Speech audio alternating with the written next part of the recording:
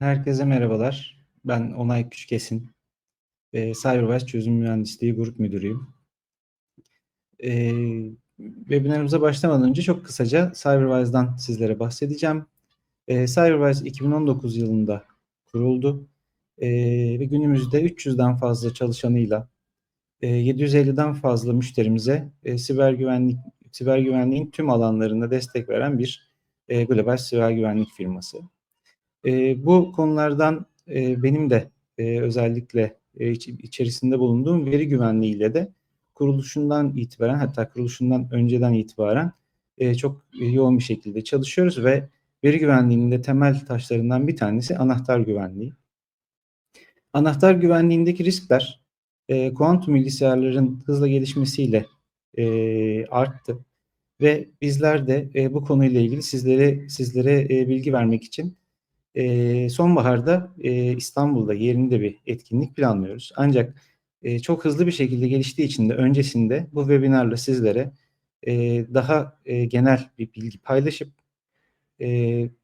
sonbaharda yapacağımız etkinlikte de daha derinlemesine bu konuya değineceğiz. Bununla ilgili tarihler belirli olduğu zaman sizlere de yeniden bilgi vereceğiz. Bugün hangi konulardan bahsedeceğiz?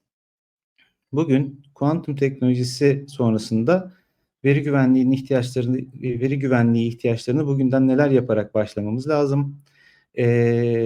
İş ortağımız Entrust bu konuda neler yapıyor ve bugün biz bu güvenlik aşamalarına başlamak istesek nasıl bir yol haritası izleyeceğiz gibi genel konularla ilgili sizleri bilgilendirmek istiyoruz. Dediğim gibi değerli iş ortağımız Entrust'tan Mr. Javier Sanchez'e ben sözü bırakmak istiyorum. O da kısaca Entrust hakkında bilgi vererek sürecimize devam edeceğiz. Mr. Javier, please continue with your introduction. Teşekkürler Onay. Merhaba, günaydın.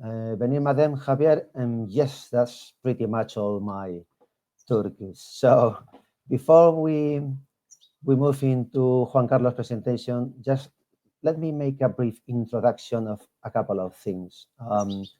Who we are, why companies are paying for what we do, okay? Juan Carlos, please, could you please play the presentation? Thank you very much. Okay, so, well, I'm not sure if I introduce myself or not, just for you to know. My name is Javier Sanchez. I'm Territory Sales Manager at Entrust, and I've been looking after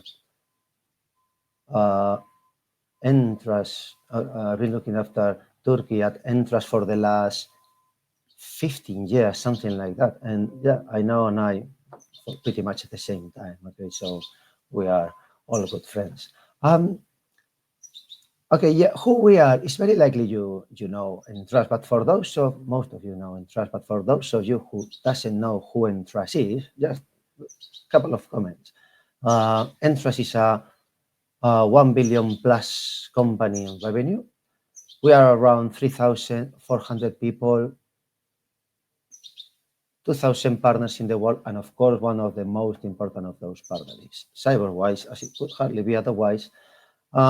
Yes, it's interesting to say 65% of the Fortune 500 companies are using our technology. But to me, by far, the most relevant thing is we, as Entrust, serve 100 plus companies in Turkey. So in Entrust, there are more than 100 active companies using our technology, which is quite a big number for just one single country. Juan Carlos, next slide, please. And I say, before I start the session, let me give you a couple of comments about who we are, which is what I've just done, and why do companies pay for what we do, okay? Yes, here in Entrust, we do not plenty of things. We do very few things, just these 6 things, which is, yeah, we are in the business of credential issuance. We are in the business of digital enrollment, IDP verification. And of course, we are in the crypto asset management, which is what this presentation is about somehow, okay? And in this crypto asset management space, we mainly focus around three things, okay? Yes, we help companies to secure data, and the way we help companies to secure data is very easy. I mean, companies encrypt their data, and to make sure the policy behind protecting their data is secure, we help companies to protect the keys they use to encrypt the data.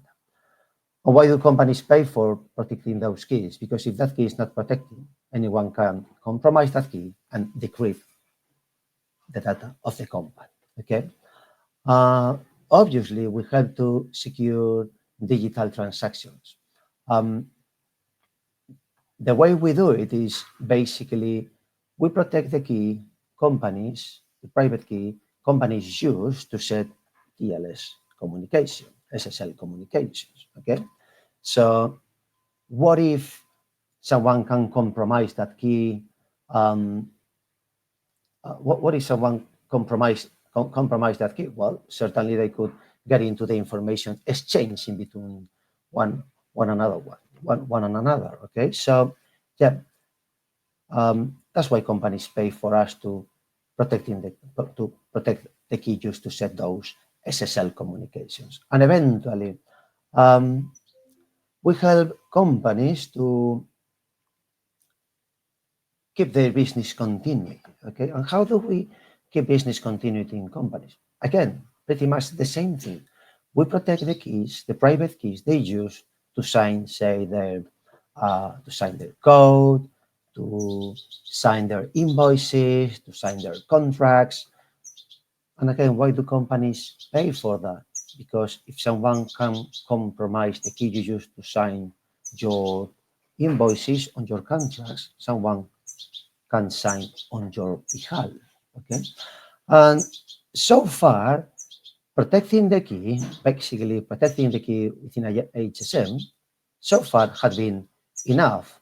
But the reality is it's not going to be enough anymore, okay? Juan Carlos, could you please move to the next slide? Thank you very much. So as I was saying, protecting the keys is not enough anymore, okay? Because in a matter of 2-3 years, we'll have something called post-quantum that will be able to break traditional encryption. So yes, we need to make an effort, make a post-quantum journey within our organization. So that's what I wanted to say before letting my colleague Juan Carlos to move forward. Thank you very much.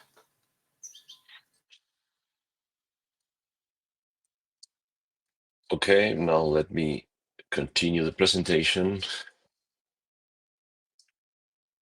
So first of all, thank you for joining to this session. So I'm Juan Carlos Fernandez from Entra. So I'm the Director of Innovation, leading the Office of the CTO. So this is implementing pilots and the initial work streams, okay, of a product, working together with all our R&D teams.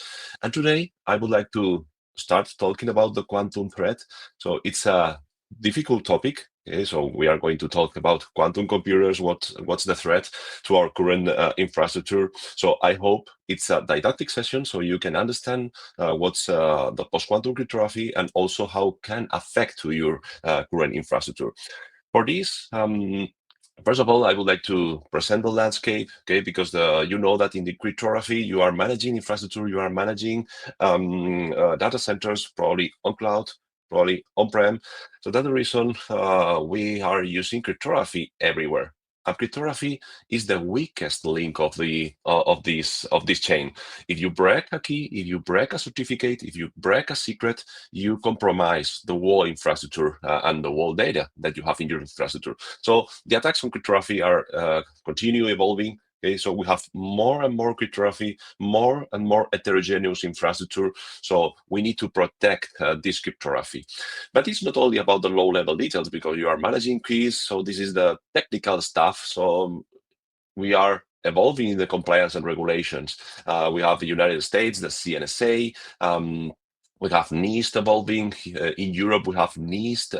In Europe, we have ETSI. We have different regulations like NIST2, DORA. Okay, so we need to continue evolving our infrastructure, protecting our infrastructure to be compliant with all the required regulatory requirements in the different ecosystems.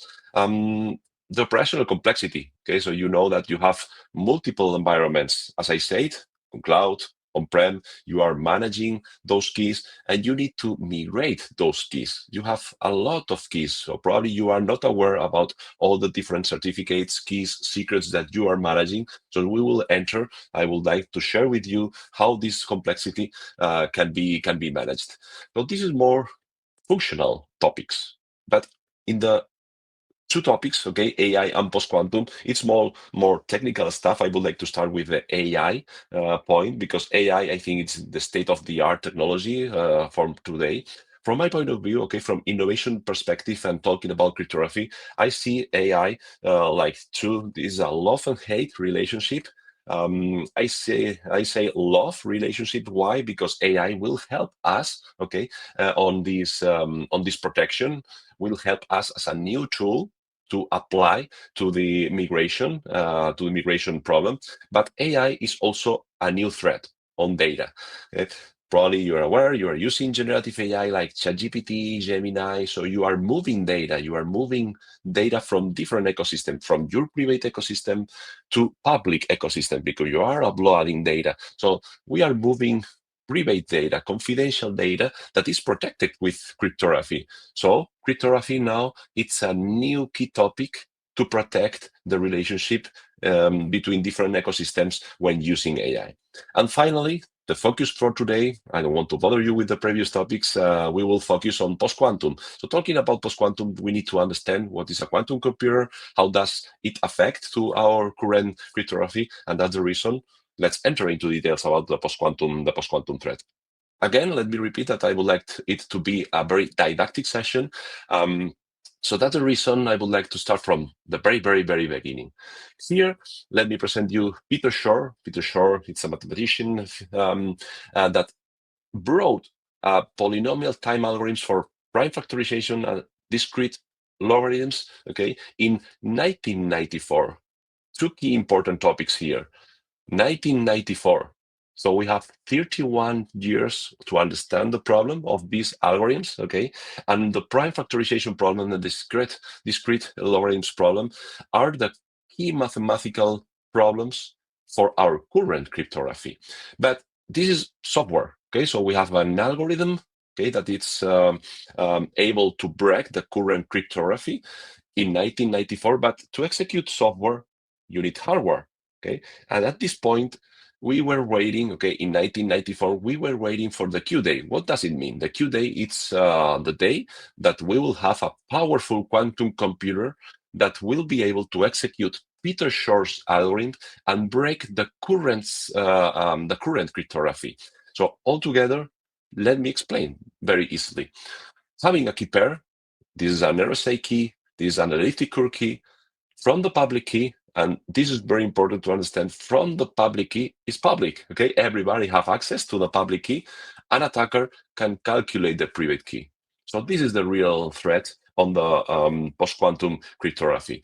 But this is the low-level details. As I said, we need to understand the low-level details. We need to understand that having the public key, we can discover the private key. So the private key is no longer private, but we need to map it to the use cases. From my point of view, this is the very, very important topic here. It's not only understanding that our crypto is in threat, okay, but how does it affect?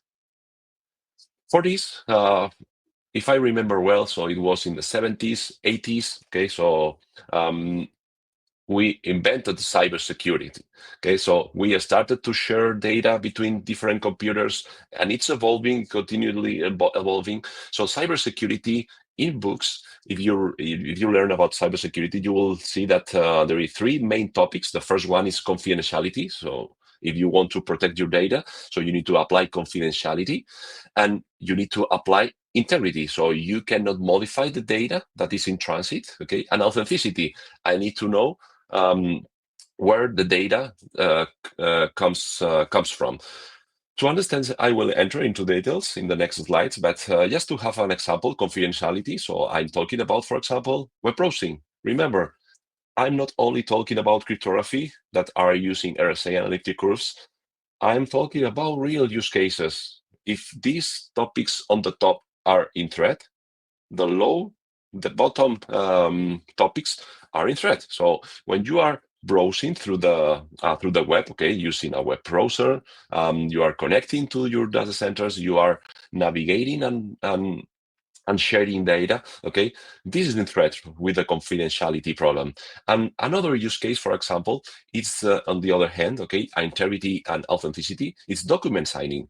At least here in Europe, we have eIDAS, so having a document signed, digitally signed, it's at least the same with legal effects, okay, as a manually signed document. So having a digitally signed document, so I'm demonstrating that I'm not modifying the document, that that I really signed this document. So this is also in threat. But I would like to enter into details on the confidentiality, integrity, and authenticity. I want you to understand, as I said, what's the real threat, why it's in threat, these use cases, because at the end you need to understand the use cases, not the crypto that's under the hood. So for this, we have the confidentiality. This is called, probably you will listen about the Harvest Now decrypt layer. What does it mean? When we are exchanging data, so now let me generalize, okay? So I don't want to focus only in web browsing. So you are connecting to your bank, you are in the laptop from your company, and you are uploading a PDF to your servers. So this, I'm including all the use cases that it's exchanging data. You have a client, you have a server, it can be a web server, an SFTP server, or you are connecting with a VPN, but you are safe. Okay, because you are using TLS. These are the protocols that are using crypto, okay, to protect your data. Using traditional crypto, RSA, elliptic curves, your data probably is safe, okay? And we don't have a powerful quantum computer now. So what's the threat? The threat is that, hey, the attacker can store the data, okay? So all the encrypted data together with the traditional crypto. Remember, if you have the public key in the near future, you will be able to discover the private key. So having this ecosystem, the Harvest Now, you can decrypt later. Okay, so if you have data now in transit that you don't want to, the attacker to have in a clear way. So you need to start thinking about the quantum threat. In the near future, with the existence of a quantum computer, the data that you are exchanging today will be in threat. So this is the Harvest Now decrypt later. I think that confidentiality, it's easy to understand, but from now, I hope you remember the Harvest Now. You are in threat now, because they can decrypt later. The other one is the integrity and authenticity. Let me focus on a concrete use case. Because again, I'm not talking about cryptography, I'm talking about the use case that you are using every day. In this case, imagine a long-term document, because we don't have a quantum computer now. We will have a quantum computer in the near future. So imagine that you will have a signing certificate, you are signing documents. Which documents? A mortgage, a contract, because probably you are signing a long-term mortgage with your bank. So you need to maintain the integrity and the authenticity of this document for a long term, 20, 30 years. When you sign the document, you are safe. You are demonstrating that you have this document that you have integrity on this document. Any change on the content of the document can be detected, and you can say that you didn't sign this document, okay? So this is the authenticity. What's the threat here?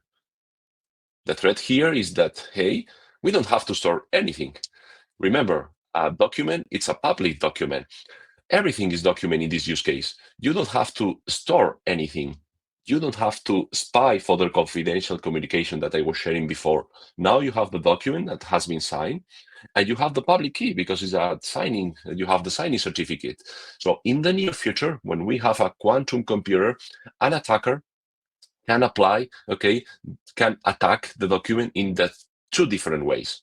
First one, it's modifying the content. So imagine that you have a mortgage, I have a mortgage, I sign a mortgage. Now with a quantum computer, I can change the amount of money that I owe to the bank. Okay, so I can modify, I can create new content. And the other threat, it's, for example, an attacker hijacks my identity. Okay, so having the public key of myself, an attacker can sign documents in my name. So imagine the real threat that you can have in this use case. So having this ecosystem, I have the public key, I have the public certificate, I have a new content. Now with a quantum computer, I can sign the document, I can hijack the identity, and I can change the integrity of this document.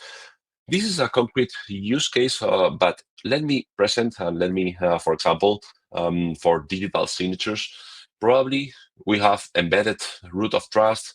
You have firmware integrity. Let me put this example. You have a car, the car manufacturer, it's issuing cars with a software that has been signed. Imagine in the near future changing the software, because you can hijack the identity of the car manufacturer. So you can change the software that it's running inside your car, so you can manipulate the car.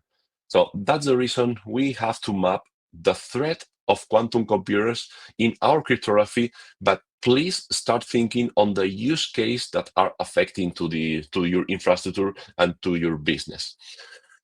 So this being said, now let me jump to the solution. Okay, so now we have presented, hey, we will have a quantum computer in the near future that will break all the current asymmetric cryptography, okay, public key, private key, RSA, elliptic curve. What's the solution? And we were talking about 1994. It was 31 years ago. But that's the reason I would like to present the NIST PQC algorithms race. So it was a challenge that started in 2016. It was far away. It was some time ago, okay, when NIST presented a new challenge. Hey, we have a mathematical problem, okay, because now executing Peter Shor's algorithm, we can solve the mathematical challenges of our current crypto. We need new algorithms. We need to substitute the algorithms. So this is a call for new algorithms to all mathematicians in the world. And it started again, let me repeat, 2016. It's not something, it's post-quantum cryptography is not the state of the art today.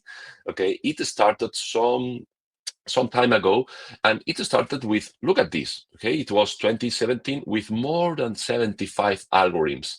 But in this race, what does it mean? It's like Formula One, okay? So you need to prepare your car, okay? So there is a lot of different features for your car, but you need to select the best features that you need to include in your car before starting the race. So that's the reason you will see how it were reduced. Okay, so we started with 75, and in 2024, it was last year, August last year, finally NIST selected the 3 first standards, okay, that were going to substitute the current cryptography. It's important to understand that NIST, it's applying a very, they are doing a very good job, okay? They're analyzing not only the security, but also the difficulty of implementation, the size of the keys, okay? They are analyzing a lot of different topics on the different algorithms just to select the best standards. First race, okay, so Formula One. So now we are starting the first race of the championship, and it was last year publishing these 3 algorithms. You will see here 2 algorithms for digital signatures and 1 algorithm for key exchange. But the key topic here is, hey, now we have 2 different algorithms for digital signatures. We have SLH DSA and ML DSA. So I prefer the previous names. Okay, it was Dilithium and Sphinx Plus, but now with the standard names, we have these 2 boring names. But look at this. NIST announced 14 additional candidates to advance to a new round. What does it mean? It's not only 2 algorithms. At least we will have 4 algorithms in the near future. From 2 algorithms that were similar, okay, remember RSA and elliptic curve. Now we will have 4 different algorithms.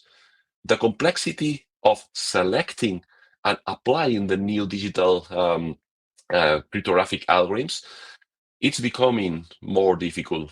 Now we have to select from 4 different algorithms that will have different features.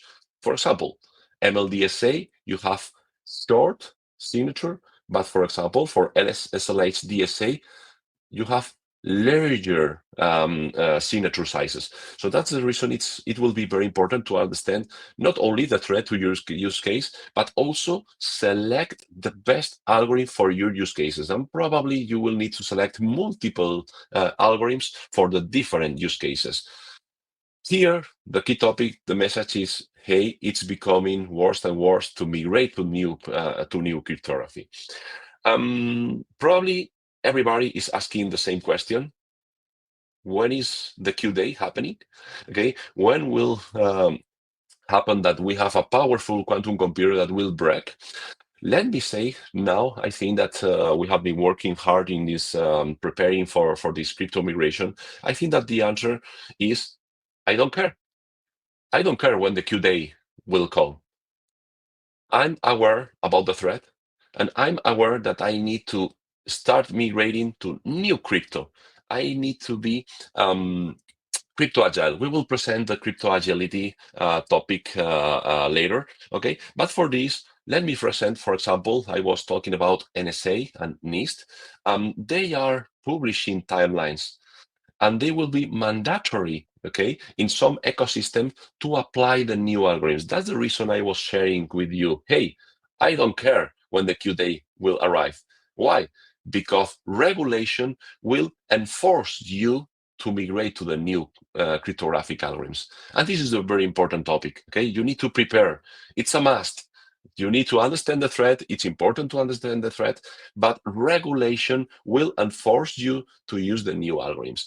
I'm only sharing here a couple of examples. The NSA in the Cypher suite of algorithms, so this is the CNSA 2.0, okay?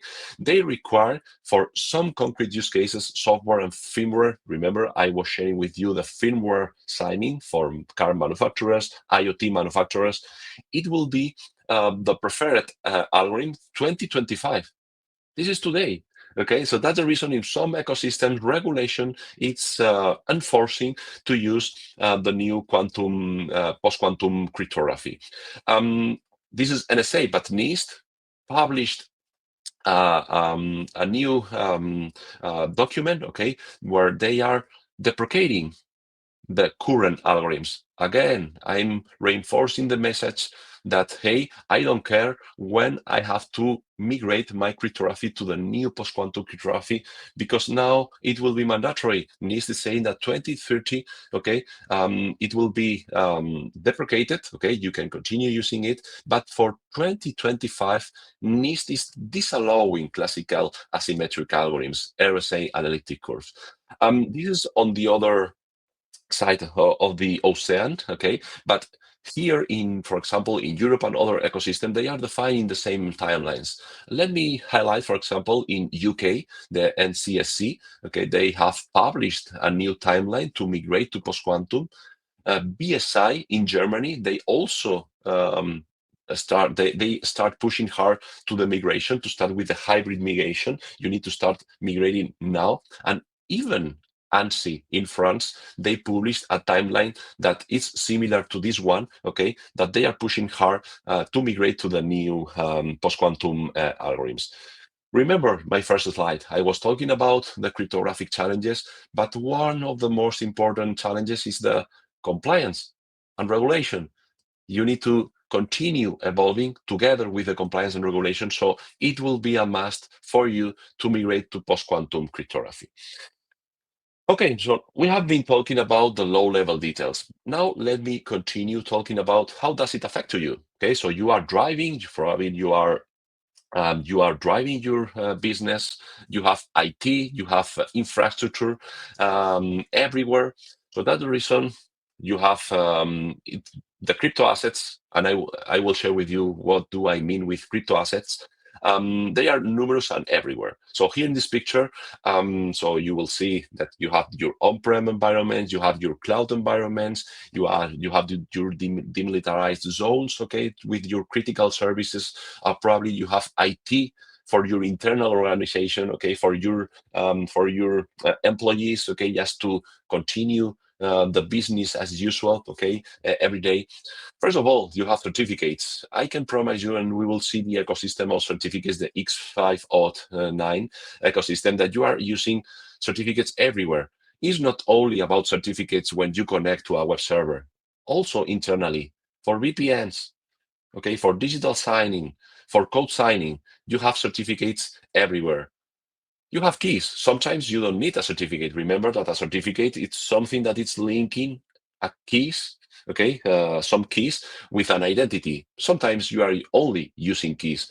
In the cloud, you are managing on-prem, and also secrets. Remember, I was sharing with you, hey, we need to protect even the weakest link of the chain. What do I mean? Probably your certificate, your keys are protected somewhere, but are protected with a secret. Okay, probably an employee has a secret that can activate or enable a certificate or a private key. So that's the reason secrets are also important in this picture. But as you can see, the ecosystem is heterogeneous, and we also have crypto libraries. Okay, that must be compatible. Sometimes even you are including keys inside your code. So that's the reason we have certificates, keys, secrets everywhere. So now we are reaching the problem, okay, that you have to apply all this migration of post-quantum cryptography to your real environment, to the operational environment of your business. And it will be a very, very difficult task. Why? Because you have too many tools. You have too many business risks. It depends on the certificate. It depends on the use case. You are in a different risk, okay? So you are losing productivity if you start using multiple tools, and multiple protocols mean multiple possible breaches, okay? So having this ecosystem, probably if I can start sharing a number, probably it will be thousands or even millions of crypto assets that you are using. So this amount of crypto assets, now, if you understand the post-quantum threat, you need to start migrating all these keys, all these certificates, all these secrets to the post-quantum cryptography era. It's not an easy task. I was sharing about certificates. Here in this picture, I just wanted to share the complexity of the ecosystem. You have the core use cases, the core uses. For example, you have HTTPS. So all the web servers that you are using your web browser, you are using HTTPS. So that's the reason here you have the number of assets that you will discover. I think that the highest number of crypto assets will be for HTTPS certificates, so to authenticate servers. But as you can see here, you have also Wi-Fi. Okay, so you have VPNs, you have IPsec for your firewalls, for your tunneling. You have document signing. I think that these are the most used use cases. Okay, but if you go to the other side, okay, probably you are also using SSH with keys, for sure, because SSH uses keys, but sometimes you are also using certificates. So in this ecosystem, probably I would like to highlight, for example, authentication. In authentication, I mean using an IDP, an identity provider. All these protocols that you are using with identity provider, if you are authenticating with Microsoft Entra, if you are using Google, okay, to authenticate, they are using protocols that are using crypto. So you need to include all these ecosystems, all these use cases in the picture, okay, in the screenshot to migrate to post-quantum cryptography. Let's look at the solution. Okay, so now it's very complex. So the key concept, the key topic that you will start thinking about, it's crypto agility. It's not something that we are sharing from our side. It's something that also NIST is working, okay, on defining crypto agility. And also, for example, here I'm sharing the definition from the World Economic Forum.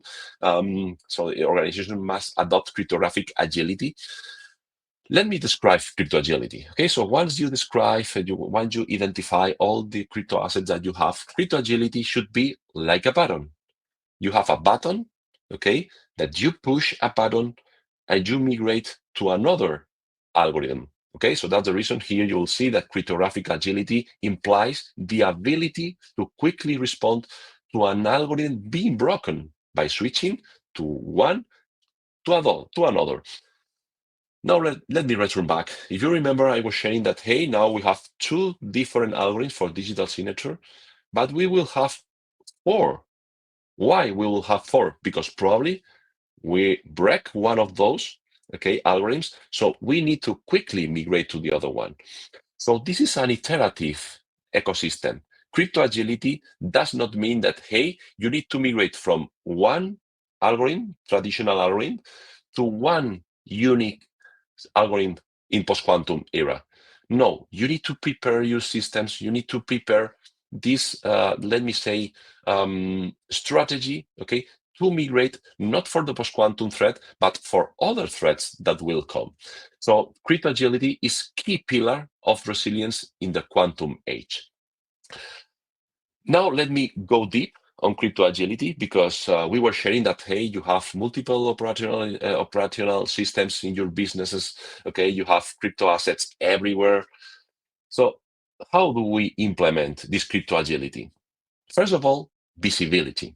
Okay, so as I was sharing, it will be key, and it's the first stage. Okay, you need to discover all the certificates. You need to discover all the crypto assets. You cannot migrate if you don't have visibility on your crypto assets. So that's the reason.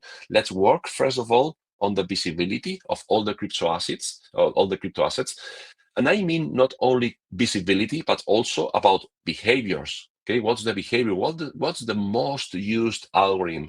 Okay, or what's your concrete visibility on different codes? Okay, because probably you have also keys in your code. It's not only analyzing system, but also analyzing your source code.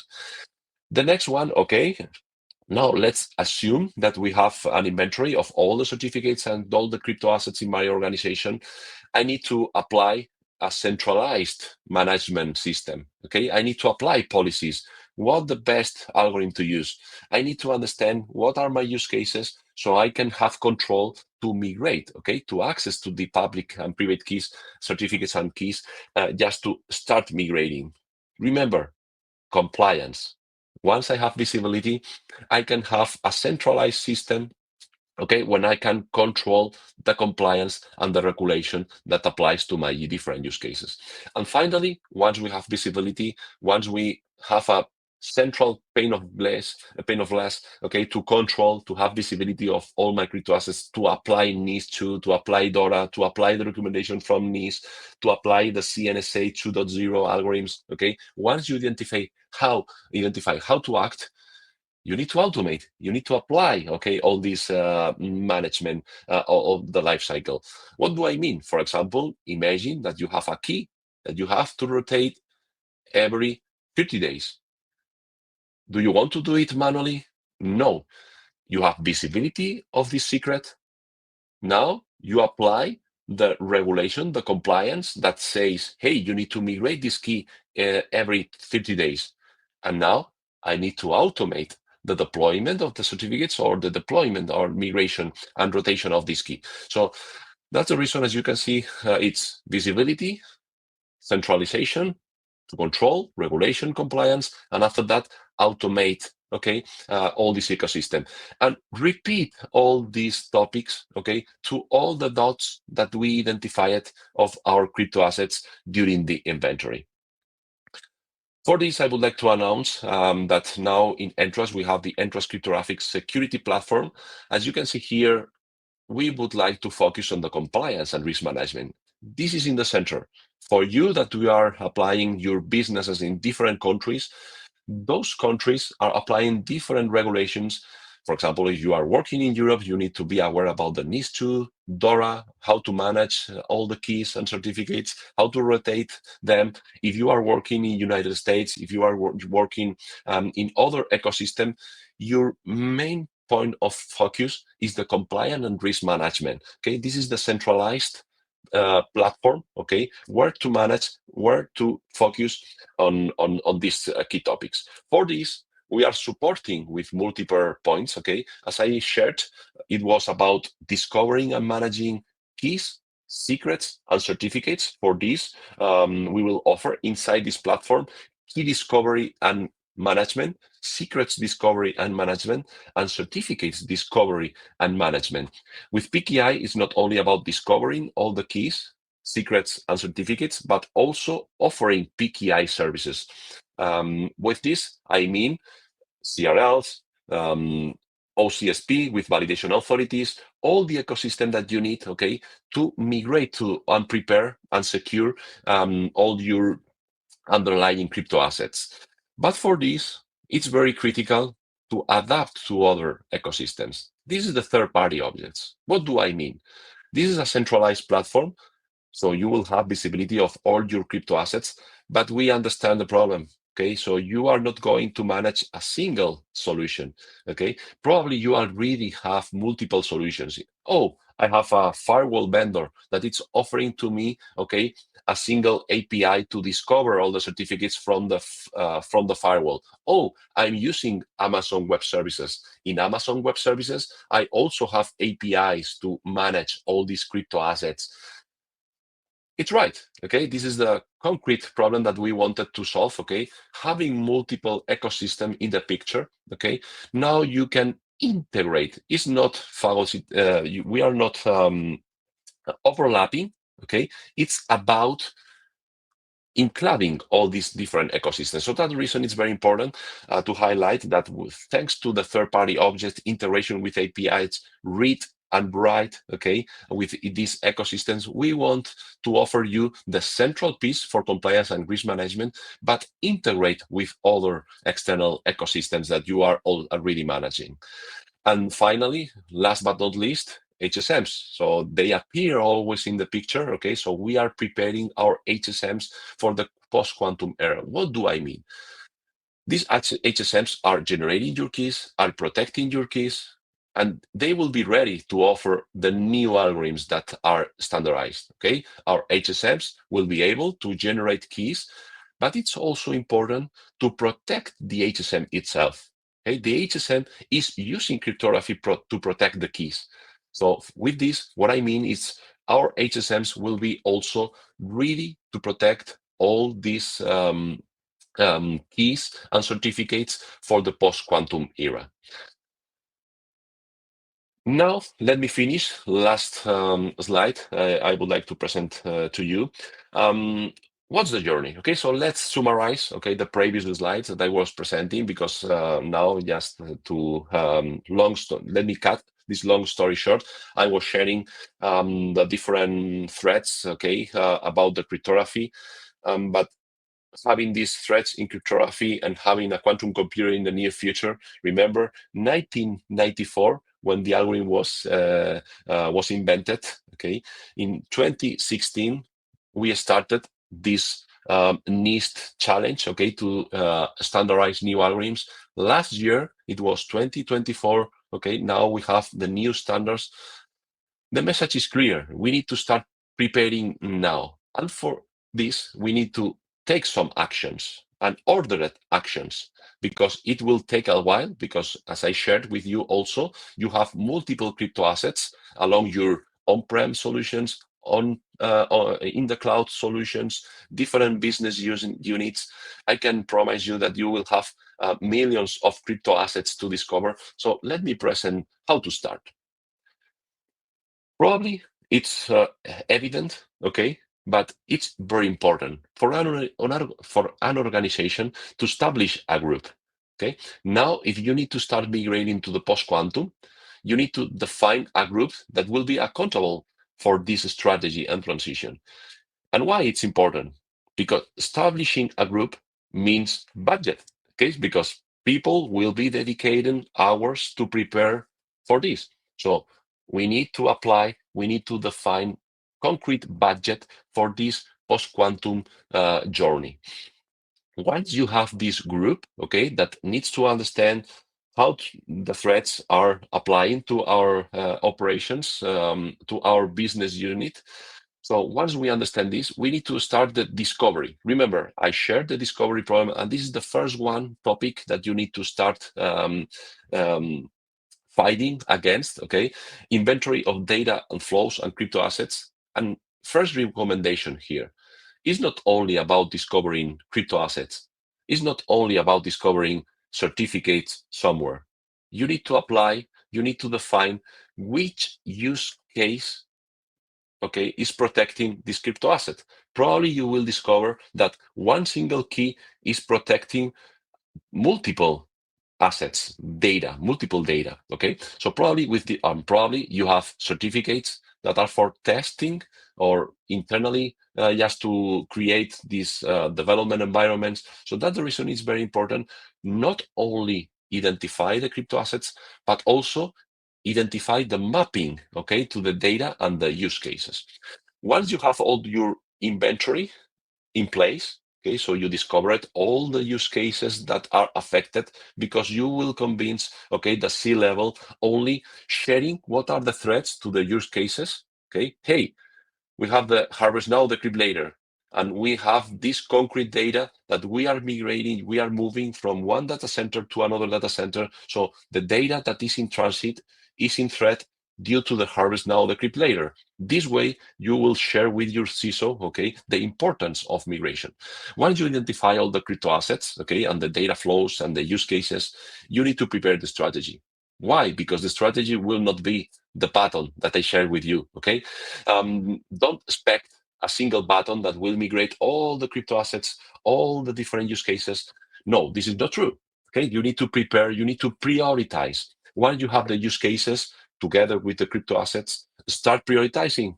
What are the most dangerous points, okay, in your operations? So start from there. Okay, so that's the reason, prepare your crypto agility strategy. This is not only an effort from our side, also NIST is working on defining these different strategies, okay, to prepare the crypto agility strategy. So be connected on this topic, because crypto agility strategy will be the next key point. Once you have the strategy, you will identify some use cases. Probably you will identify, hey, I have to protect against the harvest now, decrypt later. What's the next point? Modernize and test. Why? Because you need to test the impact on your infrastructure. Let me put an example. Imagine that you have a service in front of your customers. You have an infrastructure that it's offering 1,000 requests per second. It's okay. Okay, you are covering the requirements from your organization to attend all your customers. Now, imagine, why do you have to start modernizing now, testing with PQ-ready technology? Imagine that you migrate to a new algorithm. Okay, you migrate from RSA to SLH DSA, for example, to authenticate the server. Now, as I shared with you, the size of the signature is 20 times, okay, the signature from RSA. It will have an impact. What's the impact on your systems? Now imagine that you migrate to the post-quantum cryptography, and now with the concrete infrastructure that you have in place, now you discover that you are offering only 500 requests per second. What does it mean? Investing in modernizing your infrastructure means increasing the budget, increasing the investment in infrastructure. You need to double the infrastructure, so it will have an impact. So our recommendation is, once you have the strategy, once you have identified, prepare your post-quantum laboratory. It's very important. The key topic, and we also offer this service in Entrust, okay? It's offering to you some use cases just to start testing the impact on your use cases. It will not be an easy task, so start testing. And the last one, okay, the PQ security management. As I said, you need to be compliant. You need to follow the regulations. Regulations are still evolving. Remember, I was talking about the Formula One race. Now we are inside the championship. We are running the first race, but the championship continues. We will have race 2, race 3. So the regulations will continue evolving. Probably we will have new algorithms. And now I hope if I ask to you, hey, now we have a new cryptographic algorithm. Are you going to respond to this? So if you understood my session, probably you will discover that crypto agility, if you have a crypto agility strategy in place, the answer will be easy. Yes, I'm ready. And with this, thank you for attending. I hope it was a didactic session. And now in the next minutes, we will be ready to answer some questions. Thank you all for attending. Thank you Juan Carlos.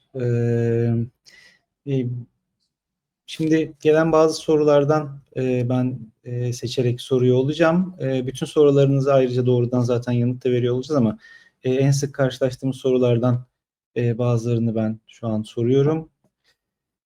I'm going to ask, translate some questions, Juan Carlos, for you. Just a few ones. We will answer them together later. Okay. Okay, why can't organizations just use or buy an inventory tool and it's enough, they are good to go for post-quantum readiness, I believe. Yeah. As I said, so this is a very good question, okay, because it's identifying one of the steps of the post-quantum migration journey. So this is the inventory. I think that all the organizations that are aware are starting from here, and it's important, it's a must. But as you could see in my last slide, once you identify the assets that you have, what's next? Okay, that's the reason what we are proposing, okay, from Entrust, it's having this compliance and regulation focus. Once you have all this inventory in place, you need to identify the use cases and how does it apply to compliance, to regulations. Do we have a regulation mandatory feature in regulation and compliance that we have to apply? This is the solution. This is the next step that you should answer. Doing the inventory is only the first step. So next steps, prepare the crypto agility strategy, and the most important, match with the compliance and regulations that you have locally for your services. Thank you. And another question, you mentioned about post-quantum assessment. Is it a one-time project or is it a continuous one? Okay, let me take this one, Juan Carlos. Okay, well, crypto in a company is a live thing. We don't issue a certain number of certificates and a certain number of keys, and that's all. No, I mean, we are continuously issuing keys and continuously issuing certificates. Okay, in fact, Juan Carlos, during his presentation, he talked about crypto agility at a glance. When he talked about policy and control, he mentioned about single pane of glass, and it is key that we can have the possibility to monitorize and control every single crypto asset we have and make sure we are being compliant with the regulation and, of course, with requirement of post-quantum cryptography. Okay, so it's not, of course, it's not a matter of just one-off project. It's a matter of it is a live project, and to that you certainly need a tool that helps you to monitorize your crypto assets, be sure you are paying compliance, as you are paying, and you are applying the policies that helps you in a secure post-quantum journey. Thank you so much, Javier. And one last question. I believe we are at our final time. Okay, there are a lot of security threats from post-quantum cryptography, and the impact of these threats are uncertain because the timeline is not yet established. So what do you suggest we should do what should we prioritize now? Yeah, very very good assertion. Okay, because in the question I see that it's uncertain timelines. So and this is very important. Let me highlight again. So I did it several times. It was 1994 when the algorithm was invented. Okay, and I was sharing it was 51 years. So we have time. We had time to understand the threat. Okay, and now let me highlight the other point. It was the Q day because we don't know when the uncertain timeline. So we are in the middle, okay, somewhere in the middle of this timeline. But let me highlight again. I don't care when it will arrive. Now we have compliance, we have regulations, we have standards. So we need to migrate. And again, let me mention the timeline that I was sharing, the CISO's post-quantum journey. First of all, define the group. Okay, if you are not aware, so I don't want to say to you, hey, start with the inventory. No, first of all, you need experts on this matter, not only experts in the technical side of things, but also in the, let me say, functional side of things. Okay, you need to understand that it's not a technical challenge, but also a functional challenge in your business. So define the group. If you are already in this you already have this group. Yeah, I think that the key point is the inventory. Okay, it will not be easy to discover millions and thousands of crypto assets because I can promise you that we have a study, okay, a research that it's approximately only the 70% of crypto assets will be, let me say, easily or automatically discoverable. It's only the 70%. The other 30%, so we are researching in my department on how to enhance the research to cover this enhanced area, this 30%. Again, you need people that understand the business. Okay, so where are you using cryptography? What are the use cases? What are the criticity? So that's the reason it's important to focus on this inventory. It will be a long journey. So start working on inventory now. The other steps can be later. So define the group and start with inventory, please. It will take longer than the other steps. Thank you so much. Thank you both. And I will switch to Turkish again. Herkese tekrardan çok teşekkür ederim. Sorularınıza, kalan sorulara doğrudan yanıt veriyor olacağız. Biraz zamanımızı iyi kullanmak için belli soruları seçerek ilerledim. Yine sonbaharda yapacağımız etkinliğimize de bu konulara daha detaylı bir şekilde giriyor olacağız. O zaman da belirlendiği zaman tekrar sizlere bilgi veriyor olacağım. Çok teşekkürler. Teşekkürler, Onay. Thank you very much. Thank you very much. It was a pleasure.